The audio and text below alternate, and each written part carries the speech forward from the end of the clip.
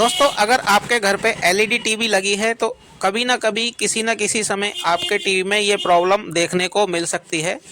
तो आप इसको कैसे रिपेयर कर सकते हैं खुद घर पर, और अगर आप किसी मैकेनिक के पास लेकर जा रहे हैं तो आपको कैसे ये फाइंड करना है फॉल्ट की ये पैनल का है या फिर मदरबोर्ड का है।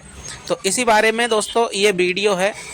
और आप अगर मैकेनिक से रिपेयर कराते हैं तो कितना खर्चा आता है, और आप खुद घर पर रिपेयर करते हैं तो ये आप कितने खर्चे में रिपेयर कर सकते हैं, और ये बहुत आसानी से आप इसको रिपेयर कर सकते हैं। मैंने स्टेप बाय स्टेप इस वीडियो में सब कुछ बताया हुआ है।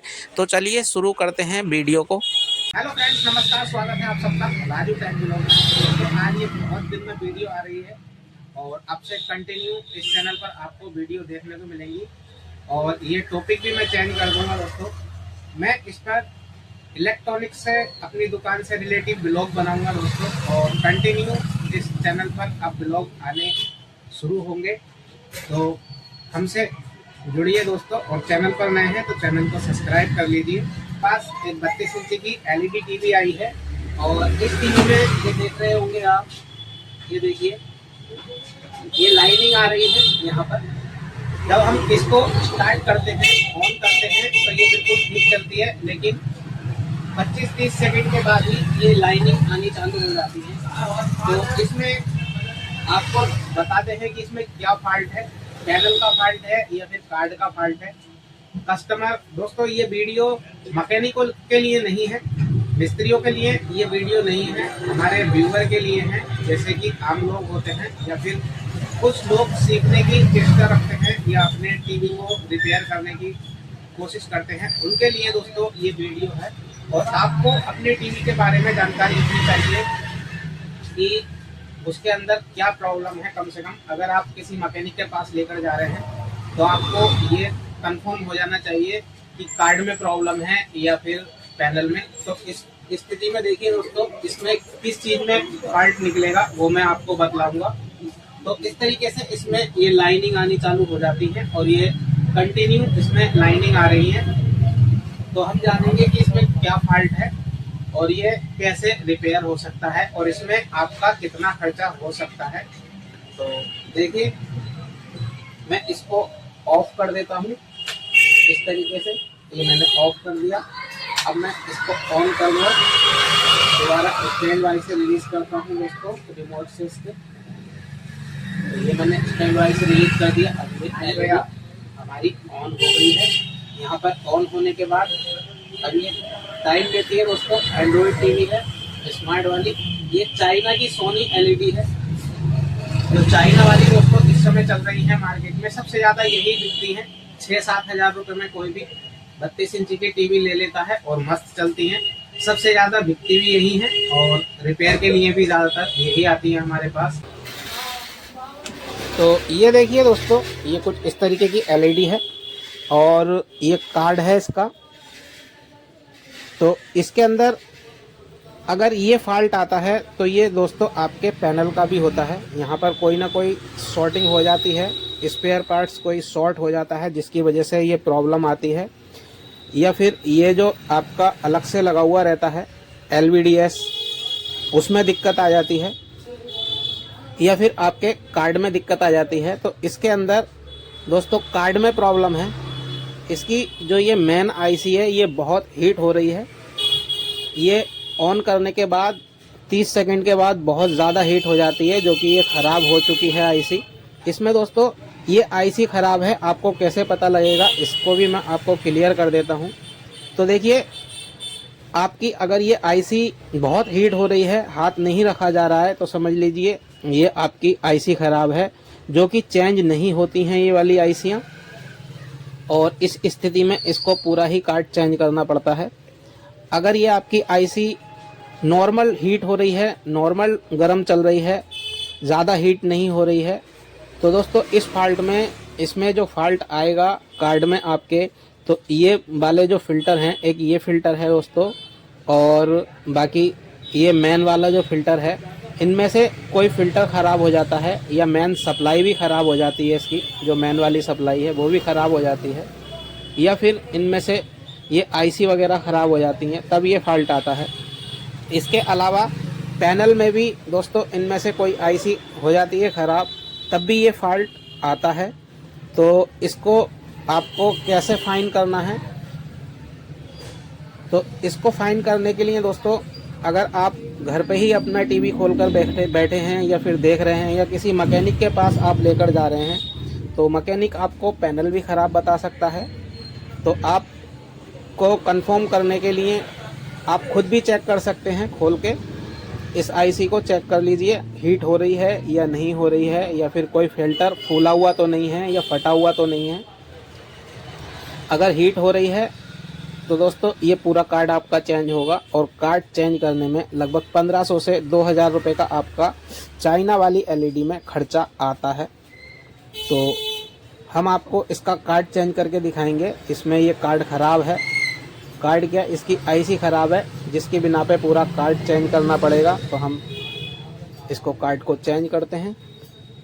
तो खर्चा मैंने आपको बतला दिया है दोस्तों, 1500 से 2000 रुपये का आपका खर्चा आता है। वो कार्ड के ऊपर बात है कि आप कौन सा कार्ड इसमें डालेंगे। मैं इसके कार्ड चेंज करने के 1500 रुपये लूँगा, क्योंकि मेरे पास एक कार्ड रखा हुआ है, मैं वो इसको चेंज कर दूँगा। तो कार्ड भी मैं आपको दिखा देता हूँ दोस्तों, ये इसका कार्ड है, और एक मेरे पास ये वाला कार्ड है जो मैं इसको इससे रिप्लेस कर दूँगा। इसकी सेटिंग, इसको कैसे इंस्टॉल करना है, इसकी कैसे सेटिंग करनी है, सब कुछ मैं आपको बतला दूंगा। देखने में बिल्कुल सेम कार्ड है, ये फिटिंग वगैरह सब सेम आ जाएगी, बस इसकी कुछ सेटिंग करनी होगी। अगर एलवीडीएस गड़बड़ होती है, जैसे कि पिक्चर उल्टी हो जाना या फिर निगेटिव आना पिक्चर पर, अगर ऐसा कुछ आता है तो उसकी हम सेटिंग करेंगे, और बाकी सेटिंग भी मैं इसकी जो सर्विस मोड में होती हैं वो आपको समझाऊँगा। तो आप वीडियो पर बने रहिए।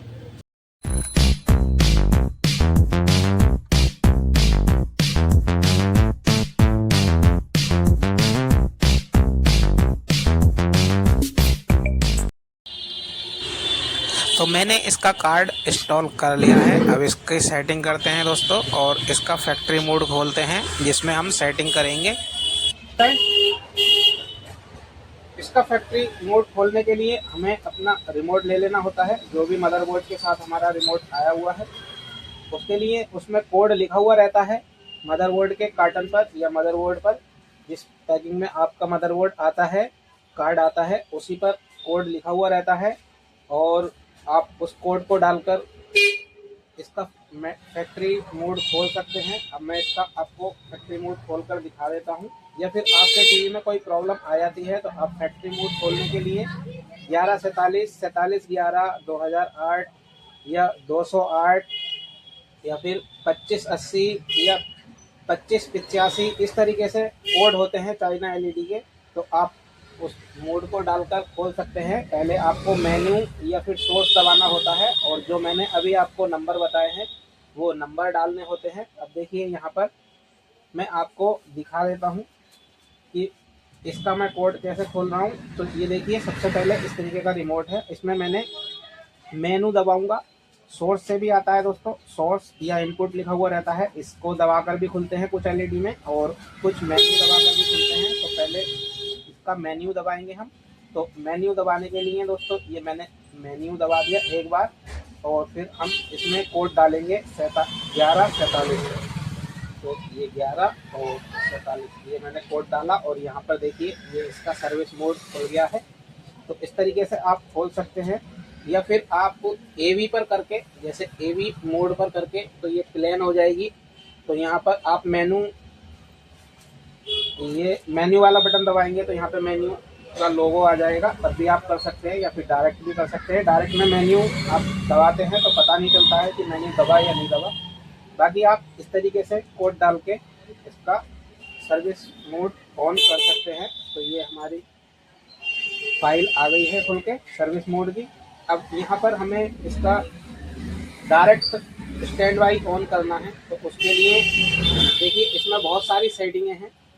आपको अगर पिक्चर निगेटिव आ रही है या उल्टी आ रही है तो उसके लिए आपको पैनल सेटिंग में जाना होता है। ये पैनल सेटिंग है, यहाँ पर आपकी एलवीडीएस वगैरह होती है, उसको सेट करना होता है। सबसे पहले हम जनरल सेटिंग इसकी देखेंगे दोस्तों। तो जनरल सेटिंग यहाँ पर है, जो हम स्टैंड बाई इसका मोड है वो उसको डायरेक्ट ऑन रखेंगे। तो उसके लिए हमें जनरल सेटिंग पर जाना होगा। तो यहाँ पर जनरल सेटिंग पर हम आ गए हैं।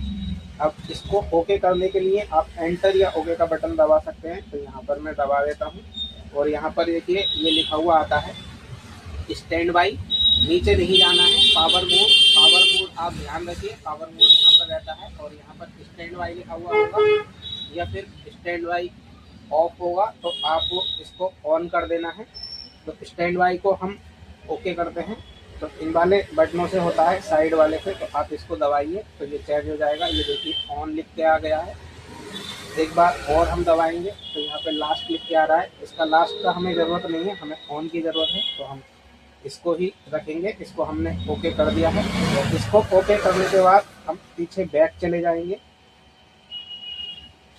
तो ये बैक में हम आ गए हैं। अब मैं आपको पैनल सेटिंग सिखा देता हूँ। जैसे आप मदरबोर्ड डालें तो मदरबोर्ड डालने के बाद आपने क्या क्या सेटिंग करनी है वो मैं आपको पैनल सेटिंग में दिखा देता हूँ। क्योंकि आप मदरबोर्ड डालेंगे तो मदरबोर्ड तो अपनी जगह काम करेगा, लेकिन उस मदरबोर्ड पर आपकी जो डिस्प्ले है, जो पैनल है, वो मैच कर रहा है नहीं कर रहा है, उसके हिसाब से आपको पैनल सेटिंग करनी होती है। तो पैनल सेटिंग करने के लिए पैनल वाली सेटिंग में चले जाते हैं और ये एंटर हो जाते हैं यहाँ पर पैनल वाली सेटिंग में बीच वाले बटन से।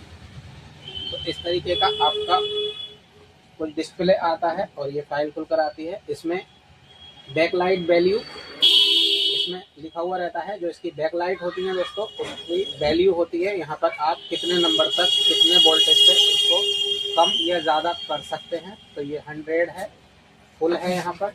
अब यहाँ पर LVDS मैप है। जो LVDS मैप, ये मैं थोड़ा और सरका लेता हूँ। LVDS मैप है यहाँ पर दोस्तों। आपका अगर निगेटिव वगैरह आ रहा है तो वो निगेटिव वगैरह आपका इससे सही हो जाएगा, LVDS मैप से। ये आपने छेड़ना नहीं है, इनका आपके टीवी पर कोई काम नहीं होता है। और पिक्चर अगर आपकी उल्टी आ रही है तो ये मिरर वाला आपको सेटिंग करनी होती है। तो पहले देखिए मैं आपको LVDS मैप दिखा देता हूँ।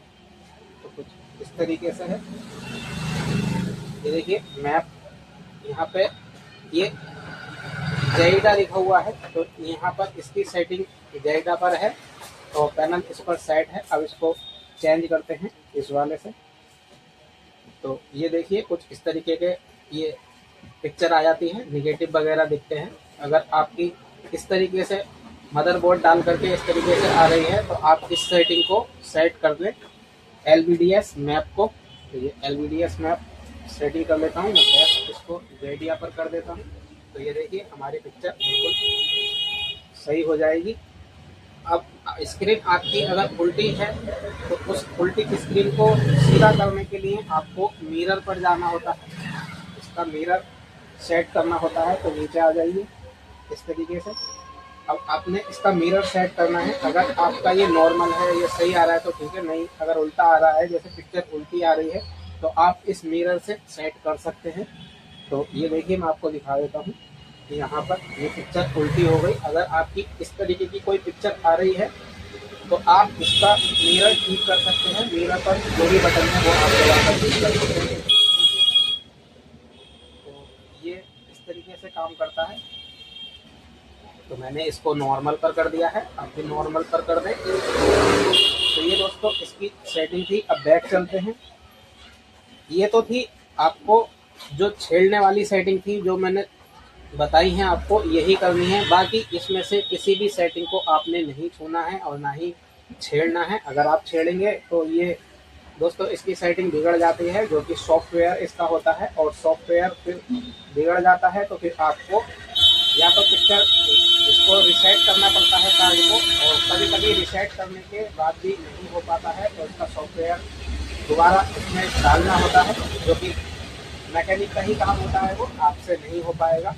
और एक चीज़ और, सबसे पहले जो इसमें लिखा हुआ है दोस्तों, ये एजिंग मोड, ये सबसे ऊपर वाला आपका कहीं पर भी आ सकता है। एजिंग मोड आपके card wise according, card wise हिसाब से अलग अलग कार्ड में ये अलग अलग जगह आता है। तो यहाँ पर एजिंग मोड है। ये एजिंग मोड दोस्तों, ये आप कभी भी ओके ना करें, किसी भी तरीके से ना छेड़ें। इसमें फॉल्ट ये आता है कि ये जो डिस्प्ले है आपकी, जो ये पिक्चर है, ये चली जाएगी और आपका सिर्फ एक कलर आएगा, अलग अलग उससे, कभी ब्लैक, कभी ग्रीन, कभी black, green, blue, red, white, इस तरीके से कलर चेंज होते रहेंगे। अगर ये आपका एजिंग मोड छिड़ जाता है, इसको ना छेड़ें। ये दोबारा ठीक होना बहुत मुश्किल होता है, किसी किसी एलईडी में नहीं हो पाता है, तो सिर्फ इसमें सॉफ्टवेयर डालने का ही ऑप्शन बचता है और वो सॉफ्टवेयर से ही होता है। तो आप इसको ना छेड़ें कभी भी, भूल कर भी। तो ये आपको बहुत ध्यान रखना है। बाकी सेटिंग बहुत आसान है, इस तरीके से आप इसको सेट कर सकते हैं। और ये इसको हटाने के लिए आप एग्जिट कर दीजिए, एग्जिट होने के बाद ये प्लेन हो जाएगा और ये आपकी सेटिंग बिल्कुल ठीक हो जाएगी। इस तरीके से आप अपने मदरबोर्ड में सेटिंग कर सकते हैं। तो दोस्तों ये थी जानकारी, आप कैसे अपने टीवी में खुद मदरबोर्ड डाल सकते हैं और सेटिंग कर सकते हैं। दोस्तों आज की वीडियो यहीं तक रखते हैं। अगर ये वीडियो आपको अच्छी लगी हो और जानकारी अच्छी लगी हो तो वीडियो को लाइक करना, शेयर करना और चैनल पर नए हैं तो चैनल को सब्सक्राइब कर लेना। मिलते हैं ऐसी ही नेक्स्ट वीडियो में, तब तक के लिए नमस्कार।